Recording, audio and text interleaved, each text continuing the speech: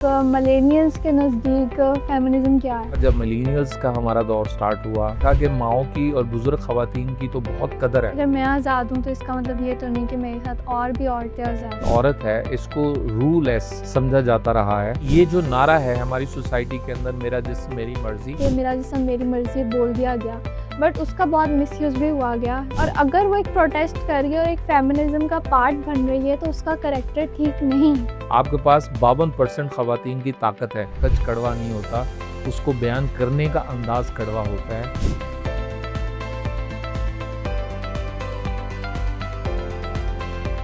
बाबा ऐसी बात है, लेकिन जहाँ तक आपने बात की तो मुझे लगता है बिल्कुल जेंडर वॉर नहीं होनी चाहिए। ये आदमियों को भी फेमिनिज़म का पार्ट बनना चाहिए, क्योंकि फेमिनिज़म खाली सिर्फ औरतों के राइट्स नहीं मांग रहा। जिस तरह अभी उसकी फोर्थ वेव चल रही है, सेक्सुअल असॉल्ट रेप थी, तो खाली औरतों के बारे में बात नहीं हो रही, मर्दों का भी यही इशू होता है, बट वो इतने कॉन्फिडेंट इनफ नहीं होते कि इसके बारे में वो उठ के बात कर सकें। तो ये इक्वल ही मेल्स को भी उतना ही राइट दे रहा है जितना फीमेल्स को दे रहा है। लेकिन बाबा, क्या आप समझते हैं कि एज अ मेल किसी रूरल एरिया का मर्द या किसी भी अर्बन एरिया का मर्द, उसके लिए या किसी गवर्नमेंट के लिए फेमिनिज्म एक थ्रेट है? No, not at all. Feminism threat कैसे हो सकती है? आप अपने 52% जेंडर जो है वो आपके पास है, उसको अपना थ्रेट कैसे समझ सकते हैं? नहीं, ये मेरा आपसे सवाल है। नहीं, मैं अब वही जवाब दे रहा हूँ कि मेरे नज़दीक तो कतई तौर पे थ्रेट नहीं है। देखिए कि इंसान का किरदार क्या है सलवा। मेरे नज़दीक एक औरत और मर्द का किरदार ऐसा ही है कि मुआशरे के अंदर उन इंसान को बाय प्रोडक्ट बनाना जो वो जन्म देते हैं, और अगर वो दोनों खुशहाल हैं और अपने राइट्स को एक्सरसाइज कर रहे हैं और वो दिखा रहे हैं आने वाली जनरेशन को कि हम अपने अपने राइट्स को एक्सरसाइज कर रहे हैं, तो अगली जनरेशन्स और ज़्यादा फले फूलेंगी। इस कायनात पे आने का एक मकसद है, वो मकसद हर एक इंसान ने तलाश करना है। मुझे लगता है सबसे बड़ा मकसद यही है कि इस कायनात को जो है वो कितना पोलाइट, कितना लिवेबल, कितना ज़्यादा हंसमुख और कितना ज़्यादा आसान बनाया जा सकता है। इंसानों के दरमियान में जितने भी क्लैश बढ़ेंगे, उतनी ज़्यादा पोलराइजेशन और नफ़रत बढ़ेगी। जितनी ये दोनों चीज़ें बढ़ेगी, उतना इस कायनात और इस कुदरत के निज़ाम को नुकसान पहुँचेगा। उस नुकसान को ये दोनों मिलकर ठीक कर सकते हैं। किसी का रोल बड़ा या छोटा होना उनके अपने जो एक जिस्मानी साख्त है उसके तहत तो तय किया जा सकता है, लेकिन उसको कम या ज़्यादा नहीं समझा जा सकता। अगर मर्द होने के नाते मेरे पास एनर्जी एंड ताकत की थोड़ी सी ज़्यादा सलाहियत है, तो इमोशनली स्ट्रांग होने की आपके पास ज़्यादा सलाहियत है, तो आप मुझे उसमें कमी करार दे के आप कमतर कहने की कोशिश करें, या मैं आपको इस ताकत की बुनियाद पे कमतर कहने की कोशिश करूं, तो इससे बड़ी जहालत नहीं हो सकती कोई भी। तो हमें ये अंडरस्टैंडिंग और ये अवेयरनेस को बहुत जल्दी और तेज़ी से आगे बढ़ाना चाहिए। दूसरी बात मैं आपसे ये कहूँगा, इसमें तालीम, रूरल और इसका कोई असर नहीं है। इसका असर है कि आप जिस घराने में पैदा होते हैं, आप देख क्या रहे हैं, आप सुन क्या रहे हैं और आप समझ क्या रहे हैं। क्योंकि कई चीज़ें ऐसी हैं कि जिसमें हम देखते हैं कि बहुत ज़्यादा तालीम याफ्ता लोग भी शिद्दत पसंद हैं अपनी कुछ चीज़ों को लेकर, और वो शिद्दत पसंदी इल्म से ही कई बार आ जाती है। जैसे मैंने आपको कई बार गॉड सिंड्रोम के बारे में बात की है। गॉड सिंड्रोम आता ही उन लोगों के अंदर है बेटा, जो अपनी नॉलेज या अपने शऊर को मैच्योर कर लेते हैं और वो समझते हैं कि अब हम सब कुछ समझते हैं और हम इसको अप्लाई करते हैं और दूसरे इंसानों को मेरी बात माननी चाहिए।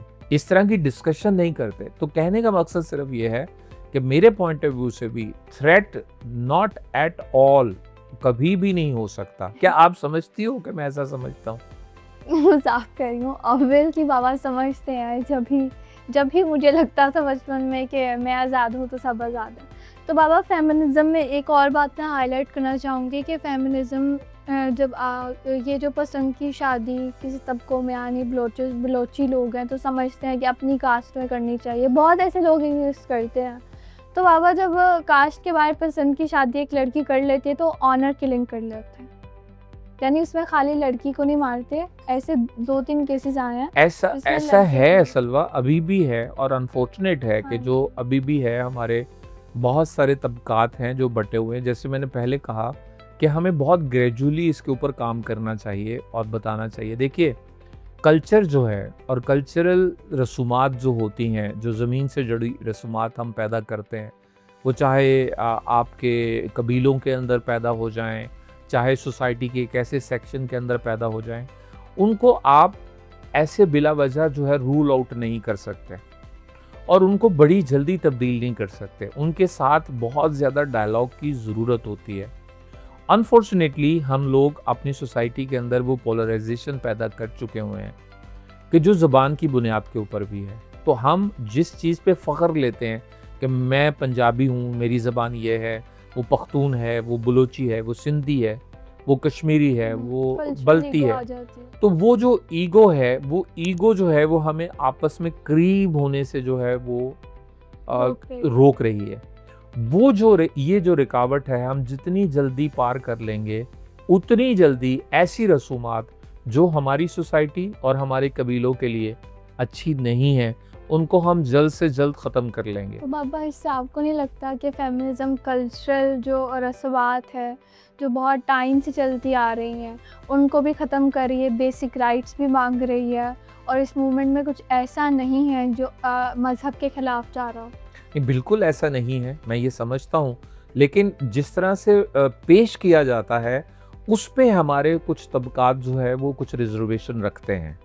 जिस तरह से कुछ मार्चेस के अंदर चीज़ें हुई हैं और ज़िद के तौर पर हुई हैं और वो रिफ्लेक्ट इस तरह से हो गई हैं कि जिसमें वो जो बरसों पुरानी रवायात हैं वो ठीक है या गलत है, उसकी एक अलग बहस है। उनके लोगों को वो थोड़ी सी इनसिक्योर कर गई हैं। उस इनसिक्योरिटी की वजह से उन्होंने भी समझा कि अगर हमारे बच्चियों और औरतों के ऊपर ये रवायात लागू होती हैं और वो ये चीज़ें करना चाहती हैं, देखें, आज़ादी के लिए पहनावा जो है, ज़हनी आज़ादी और एक्सरसाइज के लिए पहनावा कोई भी हो सकता है। बेसिक राइट्स उसको हासिल होना चाहिए। वो बुर्का पोश औरत है, वो बुर्का पहनना चाहती है तो उसका हक है कि वो बुर्का पहने। आप उसे फोर्स नहीं कर सकते। आपने गुफ्तगू में भी एक बात कही है, देखिए कि जैसे हम आज़ादी हर चीज़ की बात है, तो हमारा जो एक्सप्रेशन ऑफ बोलना है, जो हमारा स्पीच का एक्सप्रेशन है, इसके भी राइट्स हैं हमारे, हमें बोलना चाहिए। वो तबका कैसा भी क्यों ना हो, वो आपकी सोच के अगेंस्ट ही क्यों ना हो, इवन के वो आपके मजहब के अगेंस्ट क्यों ना हो, उन्हें बोलने का हक होना चाहिए। अब उनमें वो अवेयरनेस या तब्दीली कब आती है, ये हमारे वो स्ट्रॉन्ग वैल्यूज़ और थॉट प्रोसेस है जो हमारे अमल से उनको मोटिवेट करेगा। फ़र्ज़ करो कि मैं अगर आपके सामने अपना अमल ऐसा नहीं रखता, तो आप मुझसे कभी भी वो तब्दीलियाँ एक्सपेक्ट नहीं करती या मेरे लिए आपके दिल में एहतराम या वैसी सोच पैदा ना होती कभी भी। तो अमली तौर पर उस चीज़ को अगर आप एक्सरसाइज करेंगे सोसाइटी के अंदर, तो वो ग्रेजुअली उसका फैलावा बहुत ज़्यादा बढ़ जाएगा। लेकिन अगर आप उसे फोर्सफुली और कहेंगे कि हम ठीक हैं बाकी सब गलत है, और उसको एड्रेस नहीं करेंगे, डायलॉग नहीं करेंगे, प्रैक्टिकलिटी नहीं लाएंगे, तो फिर एक डेडलॉक पैदा होगा और उस डेडलॉक के अंदर एक नफरत जन्म लेगी। यानी जजमेंट्स को अवेयरनेस के थ्रू हम कम कर सकते हैं। जजमेंट क्रॉस होती है, डेफिनेटली अवेयरनेस। देखिए कि मैंने जिससे जो बात कहनी है और सोसाइटी में फैलानी है, उसके साथ मुझे बात करनी चाहिए। अगर हम समझते हैं, मैं एक जुमला हमेशा मुझे बचपन से जहन में है कि जो आलम है उसका फ़र्ज़ है कि वो किसी दूसरे जाहिल को समझाए, और अगर समझ नहीं आती तो ये कसूर जाहिल का नहीं है, आलम का है। जब आपके पास ये अवेयरनेस है और आप समझते हैं कि दुनिया के लिए, कायनात के लिए और औरतों के लिए और एक ऐसे इंसान के लिए जिसको जेंडर में औरत कहते हैं, वो इंसान है, उसके लिए ज़रूरी है उसके राइट्स, उसका सोचना, उसका बोलना, उसके फैसले लेने, उसका उठना बैठना, तो वो बात आपको ऐसे नहीं करनी चाहिए जो कि आपको कॉन्फ्लिक्ट में लेकर चली जाए। ये मेरा पॉइंट ऑफ व्यू है, जैसे मैंने पहले कहा। लेकिन करते रहना चाहिए, बिल्कुल करते बात करते रहना चाहिए, उस अंदाज में करते रहना चाहिए जैसे हम कर रहे हैं। हमारी इस गुफ्तगू से भी बहुत सारे लोग डिसएग्री करेंगे, लेकिन अगर हमारी बात में वो वैल्यू और वो वॉल्यूम और वो सच्चाई हुई कि जिसको इस कायनात को, इस रूए ज़मीन को ज़रूरत है, तो वो प्रोलॉन्ग करेगी, वो एग्जिस्ट करेगी। और अगर इसमें किसी भी किस्म की कोई खामी, कोताही या उसके अंदर कोई कमी हुई, वो ऑटोमेटिकली अपनी मौत मर जाएगी।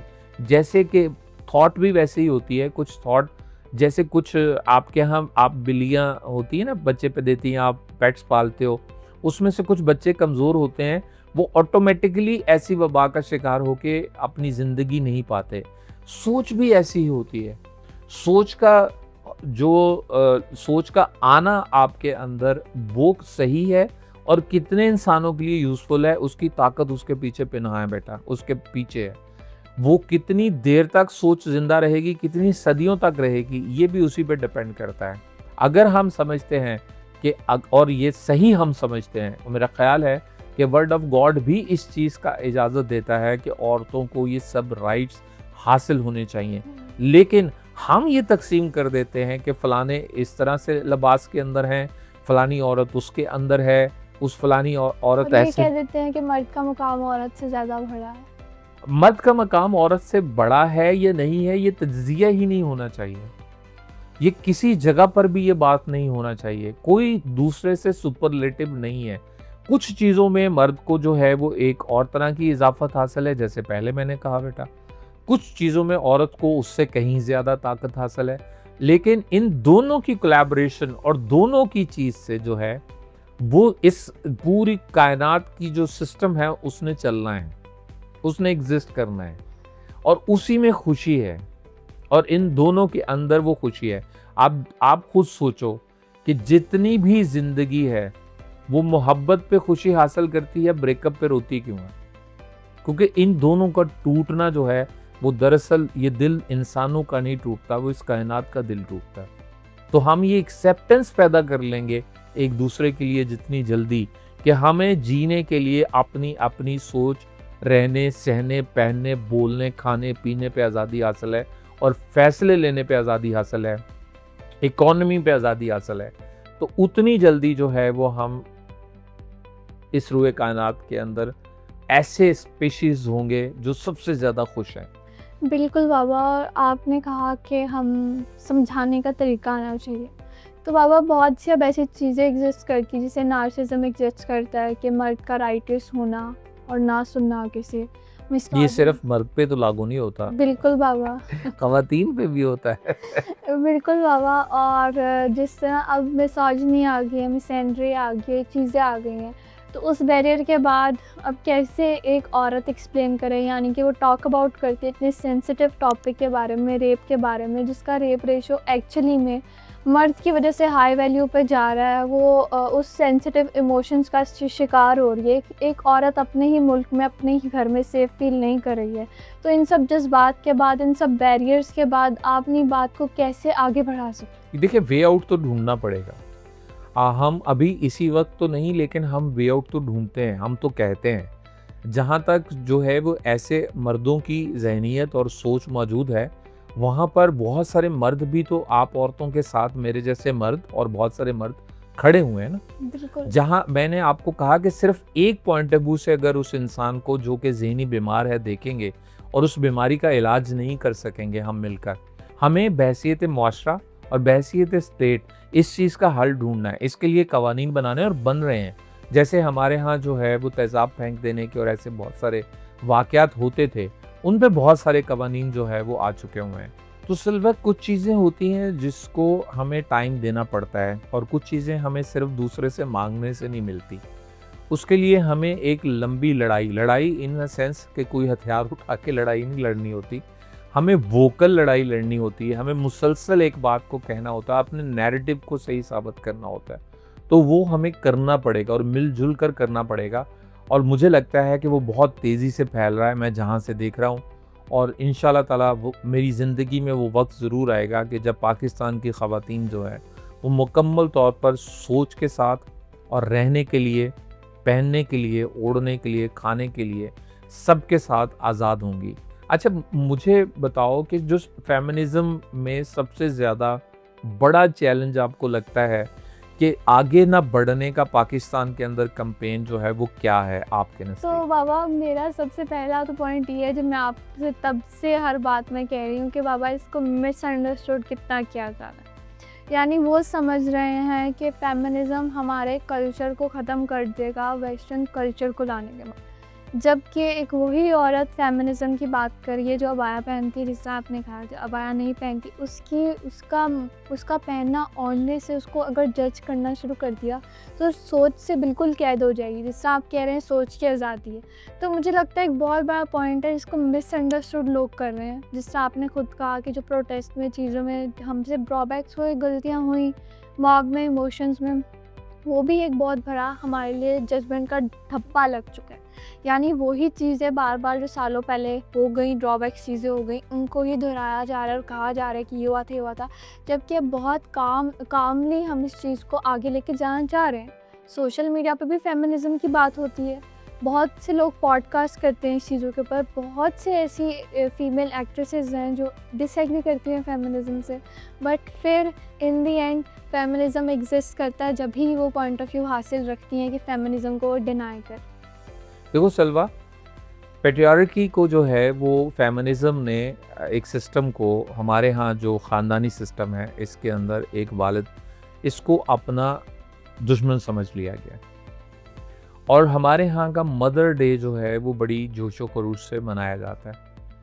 लेकिन कहीं पर भी ये असेसमेंट और डिस्कशन नहीं हुई कि वो वालिद जिसको एप्रिशिएट नहीं किया जा रहा, वो वालिद दरअसल उसकी कंट्रीब्यूशन क्या क्या है, वो कब से अपनी कंट्रीब्यूशन देता है, उसका मकसद कतई तौर पे, मेरा कहने का मतलब ये ना लिया जाए कतई तौर पे कि अगर वालिद को कंट्रीब्यूट करता है अपने बच्चों और अपनी फैमिली की ज़िंदगी में तो उसका हक है कि वो उनके फैसले भी ले। मैं ये नहीं कह रहा, मैं बिल्कुल ये नहीं कह रहा। लेकिन जब उसको बिल्कुल ही एक तरफ कर दिया गया, मैंने नहीं देखा कि फादर्स डे जो है वो बहुत उतनी जोशो खरोश से मनाया जाए। इस दफ़ा मामा बैंड बाजा आएगा फादर्स डे पे। चले मेरे लिए आ जाएगा, लेकिन मैं बहुत सारे हाँ और जी। वालिदैन के लिए बात कर रहा हूँ कि वो वालिद जो हैं वो इस हवाले से अपने आप को बहुत आइसोलेटेड और रिजेक्टेड फील करते हैं, जो ह्यूमिलेट होते हैं, जो बाहर की ज़िंदगी में बच्चों के लिए, जो बेटियों के लिए करने के लिए हमारी सोसाइटी की जो गलत रसूमात है, जिसमें जहेज़ का बनना, अच्छा रिश्ता ढूंढना, उसकी ज़िंदगी को कामयाब करना और मरते दम तक मेरे बच्चे खुशी से रह सकें उसकी कोशिश करते रहना, ये जो एक रिस्पॉन्सिबिलिटी उसके कंधों पर है और रही है, उसको ये इनसिक्योरिटी फील होती है और तजलील फील होती है जब उसको कोई एप्रिसिएशन नहीं दी जाती। तो मेरा मकसद सिर्फ कहने का ये है कि जहाँ तक अगर हमें चाहिए कि उस वल्दियत बेस्ड जो है सोसाइटी के अंदर उसके रोल को कम करना है और माँ के रोल को या औरत के रोल को आगे बढ़ाना है, तो दोनों की एप्रिसिएशन का मकाम वो भी इक्वल ही रहना चाहिए। पहले तो बाबा पैट्रियार्की सिस्टम जब एग्जिस्ट करना शुरू हुआ तो बहुत सी ऐसी चीज़ें हुई, जैसे आपने कहा कि एक वालिद होने के नाते मैं बिल्कुल ये नहीं कह रहा कि अगर मैंने चीज़ें प्रोवाइड की हैं तो मैं उनकी ज़िंदगियों का फैसला लूँ। बट बहुत सी जगह ऐसा होता है कि वो समझते हैं कि मैंने इन पे खर्च किए, चीज़ें की हैं, इनको पढ़ाया लिखाया, जबकि वो जानते नहीं है कि बेसिक राइट है। अगर आप एक ह्यूमन को इस दुनिया में ला रहे हो तो उनका बेसिक राइट बन जाता है कि आप उन्हें पहनना, ओढ़ना, उनके छत और उनकी तालीम तो बहुत बड़ा एक इम्पॉर्टेंट एस्पेक्ट होता है हर ह्यूमन की लाइफ में। बट कहीं ना कहीं बाबा ऐसा बिल्कुल भी नहीं है कि बहुत ही फादर्स को साइड लाइन कर दिया गया हो। लेकिन ये आपको बात कहना ठीक है कि उनको इक्वली हमें ट्रीट करना चाहिए, बट अगर उनको साइड लाइन करने की बात है तो बाबा मैंने एक दफ़ा सोचा कि मैं जानना चाहती हूँ बाहर के मुल्क। सोचा मैंने, फिर मैंने सोचा कि मैं कहाँ जाऊँ। तो सबसे पहले जो मैंने चीज़ सर्च की बाहर जाने के लिए वो हर मुल्क का रेप रेशो देखा कि उनका रेप रेट क्या है। तो सबसे पहले तो यूएस और इंडिया टॉप पर थे क्योंकि उनकी पॉपुलेशन ज़्यादा है। पाकिस्तान बेशक नीचे था बट बहुत केसेस रिपोर्ट नहीं होते। बट किसी भी एक कंट्री का बाबा रेप रेशो ऐसा नहीं था जो हंड्रेड्स में हो, लैक्स में था और थाउजेंड में।